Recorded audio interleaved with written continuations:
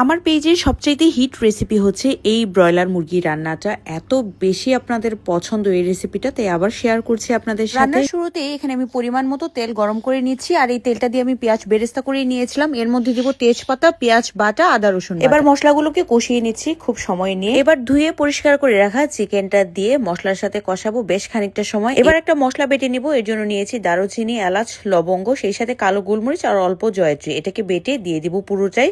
ঢাকা দিয়ে মশলাটাকে সহ মাংসটা কষাবো বেশ খানিকটা সময়। দিচ্ছি স্বাদ মতো লবণ। এবার দিচ্ছি এখানে লাল মরিচের গুঁড়া, পরিমাণ মতো হলুদের গুঁড়া, ধনিয়ার গুঁড়া। ভালো করে একত্রে সবকিছু কষিয়ে নিচ্ছি। আর এটার স্বাদ বাড়ানোর জন্য পেঁয়াজ বেরেস্তা আর টমেটোটাকে একসাথে বেটে দিয়ে দিলাম এই মাংসের মধ্যে।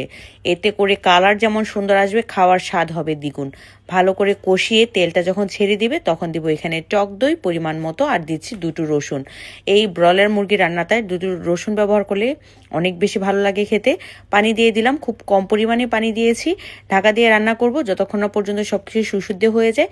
দিব কিছুটা পরিমাণ পেঁয়াজ বেরেস্তা, একটু পরিমাণ ধনিয়া পাতা, আর দিচ্ছি এখানে ভাজা জিরার গুঁড়া। রান্নাটা আমার হয়ে গিয়েছে, দেখতেই পাচ্ছেন কতটা লোভনীয় আর আকর্ষণ হয়েছে। আপনারা চাইলে ট্রাই করে দেখতে পারেন।